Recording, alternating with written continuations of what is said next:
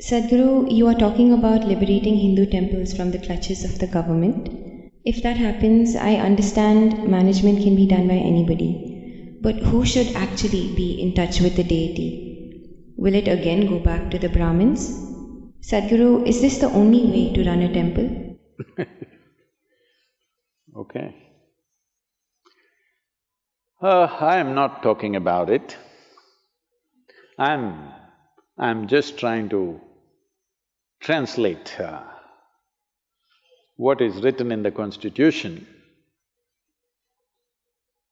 as to how any spiritual, or if you want to call it religious spaces, should be managed or run. The fundamental rights in the country and in most parts of the world, almost every democratic nation, everybody can run their spiritual and religious institutions the way they want. Those who want will go there, those who don't want will not go there. So should a particular community come back, this issue of only one community should be inside the temple, I think we have settled it with the Dravidian movements. Communities were formed on the basis of profession. If you are a carpenter, you are one kind of achari. If you are a goldsmith, you are another kind of achari.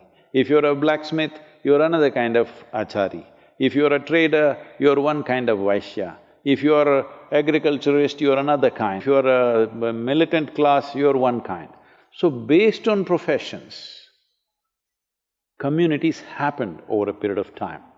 It is not that there was no transmigration, people could go.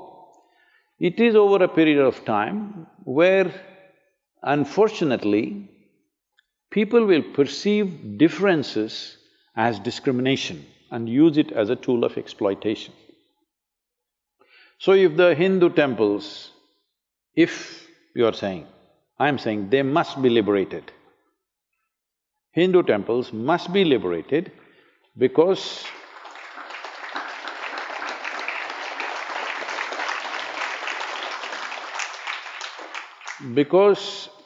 one important aspect of this is, it never belonged to a particular religion, it belonged to a particular trait. Devi temples are made one way, Shiva temples are made another way, Krishna temples are made another way, Vishnu temples are all in one way, Brahma temples in different ways. And all the different kinds of Devis, they are made differently. These were all energy centers established for different purposes. According to your purpose, whoever you are, you could go there. And according to its nature, different class of people manage different types of temples. Over a period of time, for the maintenance of the temple, by the devotees constantly contributing to the temple, temple's wealth grew. As the wealth grew, slowly certain communities tried to kind of dominate that because there was so much money and so much wealth, so naturally certain people dominated that. Well, in the British era, you must understand this, the Hindu temples were not taken over by the British Empire. It was taken over by a corporate called East India Company. A business took over the temples. Why was… you think the business was interested in your religion? No, because they saw there was so much wealth, they decided they must take it. In 1840, because these temples were managed by the English people, resistance rose in the Christian community, both back home for them and also here, that Christian men are managing pagan temples and we cannot condone that. So they decided to hand it back. By then they had shaved off all the jewelry, this, that. They couldn't take the land to England, so they took only what could be moved. Some temples escaped this, most temples lost their gold and diamond and everything that they had in huge quantities because people went on contributing. Only when some emergency like a famine or something came, it was for the temple to decide how much it should spend on those situations. Anyway, that's a history thing. Now if we release it, Should the Brahmins come back? Not at all. There was a time where if you had to be in the army, you had to be a Kshatriya. If you have to be in the temple, you had to be a Brahmin. Well, as you know today, you can join the Indian army no matter what caste, creed or religion you are. So similarly, the same should happen to the temples. The only thing is the necessary training. So we can open up institutions which will do the training. So it doesn't matter what religion or caste you are, you should still be able to serve. We must establish institutions where we will train people what should happen in a Shiva temple, what should happen in a Krishna temple, what should happen in a Vishnu temple, what should happen in a Devi temple. So, whoever learns the process and passes the examination, they will run the temple. Well, right here at Isha Yoga Center, this is a classic example. Here the Bhairavi Devi, a stringent training process, because this has a certain level of ritual involved. Only women can do it. Men are only in the outskirts of the temple. They cannot go in because that's the nature of the consecration. Here in the Dhyanalinga temple, 1/2 of the month, the lunar month, men manage it. Another half of the lunar month, women manage it. But they're all brahmacharis, both ways. They're all ash people, because he is ash. Now there's a Kala Bhairava temple coming up. You will see there will be totally a different breed of people managing that. Yes, because that serves not only the living, that is built to serve the dead. So that needs a completely different kind of involvement, different kind of competence to manage that. And even in terms of who comes into the temple, see here, people of all kinds of religions, caste, creed, everybody's coming, nobody checks who is who, because we are not interested who your father was, we are only interested where you want to go. This is the fundamental of democracy, I'm telling you. The fundamental of democracy is, we are not interested who your father was, we are only interested who you are. That's democracy. That is the basis of spirituality. We don't care who your father was or your grandfather was, whatever he might have been. What are you? Where do you want to go? This is all the concern of a spiritual process. So temples were not places of worship. Temples were not places where one man leads the prayer and everybody follows what he says. It never was. Priest only conducted a process. He's just there to facilitate. He's never ruling the place. He's never dominating the place. He's never giving a teaching. Nobody ever gives a teaching or philosophy or any kind of stirring up of the society.